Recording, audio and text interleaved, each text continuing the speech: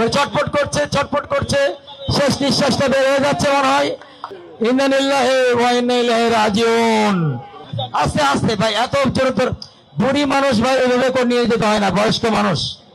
আস্তে আস্তে নাও, মরার আগে মেরে ফেলবা নাকি? আস্তে আস্তে আস্তে আস্তে ভাই, এত তাড়াহুড়ো কিছু নাই, এত তাড়াহুড়ো কিছু নাই। আমাদের এখানে ম্যাজিস্ট্রেট আছে ভাই, আপনারা একটু পিছনে যান ভাই, আর ফুটেজ করার দরকার না, প্লিজ পিছনে যাই আমরা একটু।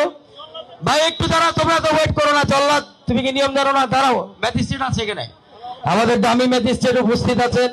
উনি ওখানে গিয়ে শেখ হাসিনার সাথে কিছু বার্তালাপ করবে, সেগুলোর ব্যবস্থা আছে। আমাদের এখানে কালো কাপড়টা একটু পরে দাও, হুজুরও আছে, কালো কাপড় আছে। ভাই আমি ম্যাজিস্ট্রেট সাহেবকে বলছি, দামি ম্যাজিস্ট্রেট সাহেব আপনি একটু উপরে আসেন।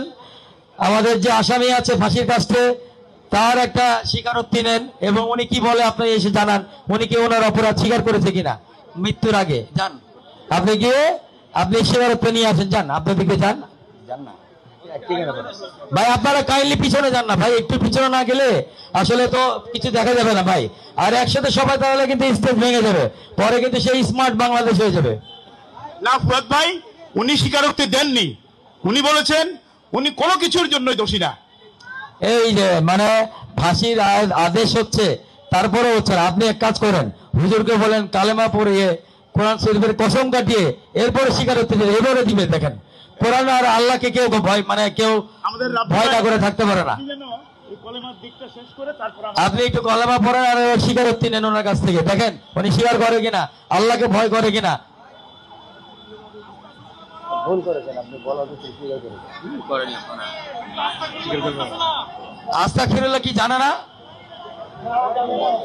তাহলে আপনারা একটু বলে দেন যে আস্তাগফিরুল্লাহ। আমি তো ওনার হজে যাওয়ার ছবি দেখেছিলাম, উনি কাঁদতেছে, স্বীকার করতেছে, শেষ সময় অন্তিম সময় স্বীকার করতেছে।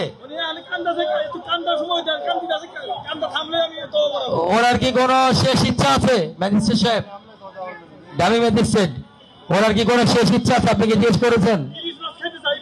এই কি বলেন, ইলিশ মাছ খাইতে চাইবে এখন? না ইলিশ মাছ কেন খাইতে চাইবে ভাই, এটা তো ঠিক না। না না না না, এরকম হওয়ার কথা না। আপনারা একটু ভালো করে দেখেন। আচ্ছা ঠিক আছে, ওনাকে বলেন যে সব হবে আফটার ডেথ।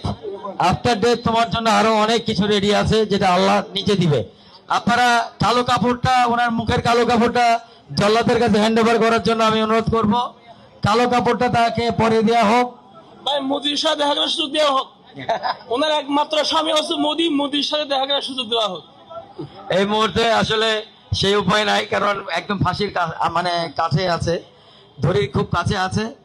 আবার দেখতে পাচ্ছি কালো কাপড় দিয়ে তার মুখ ঢেকে দেওয়া হচ্ছে। আমার নিজেরও খুব খারাপ লাগছে ব্যাপারটা আসলে। আস্তে আস্তে, তোমাদের এত তাড়াহুড়া কেন ভাই বুঝলাম না। কাপড়টা বাঁধো, কালো কাপড়টা বাঁধো।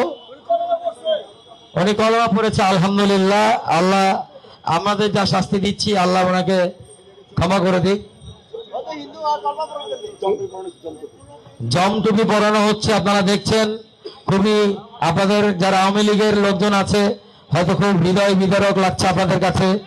এইভাবেই কিন্তু ফাঁসি দেওয়া হবে। আমি বাংলাদেশ সরকারকে একটা সাহস দিয়ে যাচ্ছি, আমরা মৌলিক বাংলা এবং জনসাধারণ মিলে, যে তারা যেন এইভাবে করেই ফাঁসিটা কার্যকর করে। এবং দেখছেন আস্তে আস্তে সেই ফাঁসির দড়িটা কিভাবে তার গলার মধ্যে ঢুকে যাচ্ছে, মাথার মধ্যে দিয়ে প্রবেশ করানো হচ্ছে এবং টাইট করে দেওয়া হচ্ছে। আর তোমাকে ছেড়ে দেওয়ার আগে এখান থেকে কিন্তু এই যে ম্যাজিস্ট্রেটের দিকে খেয়াল করো, এই যে এই রুমাল ম্যাজিস্ট্রেট যখন ফেলবে, ঠিক সেই মুহূর্তে কিন্তু তোমাকে ছাড়তে হবে দড়িটা। ম্যাজিস্ট্রেট একটু সামনে যাক, আমি একটু ঘড়িটা দেখি, আমার 1 মিনিটের মধ্যে আমি এই সাদা কাপড়টা ফেলে দেবো, এরপর আপনারা ফাঁসিকে কার্যকর করবেন। আপনি জল্লাদ তুমি তাকিয়ে থেকে ম্যাজিস্ট্রেটের দিকে, রুমাল রেডি হয়ে আছে। সেই রুমাল আমি জানি আমার এই লাইভ মাইভ সবকিছু ইন্ডিয়াতে গিয়ে বহুত গালাগালি হবে, বহুত মানে আমার বাপ মা তুলে, বউ বাচ্চা তুলে দেওয়া হবে। কোনো সমস্যা নাই, তোমাদের ভুল ভাঙবে। তোমাদের নেত্রী আর কোনোদিন ফিরবে না, নেত্রী ক্ষমতাতেও ফিরবে না, কিছুতেই ফিরবে না।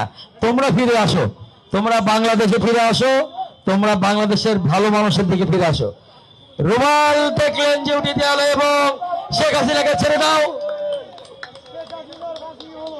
শেখ হাসিনাকে ফাঁসি দেওয়া হলো এবং নড়ানড়ি করছে, ছটফট করছে, শেষ নিঃশ্বাস হয়তো বের হয়ে যাচ্ছে, ছটফট করছে, শেষ নিঃশ্বাসটা বের হয়ে যাচ্ছে মনে হয়। লা ইলাহা ইল্লাল্লাহু মুহাম্মাদুর রাসূলুল্লাহ, ইন্না লিল্লাহি ওয়া ইন্না ইলাইহি রাজিউন। আমরা সবাই ইন্না লিল্লাহি ওয়া ইন্না ইলাইহি রাজিউন পড়ি, কারণ সে চলে গেছে, যে চলে গেছে তার উপরে রাগ রাখতে হয় না, রাগ মিটিয়ে দিতে হয়। আমরা অ্যাটলিস্ট আমরা সবাই মুসলিম, আমরা মুসলিম ভাবে করব। আপনারা দেখলেন কিভাবে শেখ হাসিনার প্রতীকী ফাঁসি দেওয়া হলো বাংলাদেশের জনগণের মঞ্চে, আমাদের মৌলিক বাংলার মঞ্চে।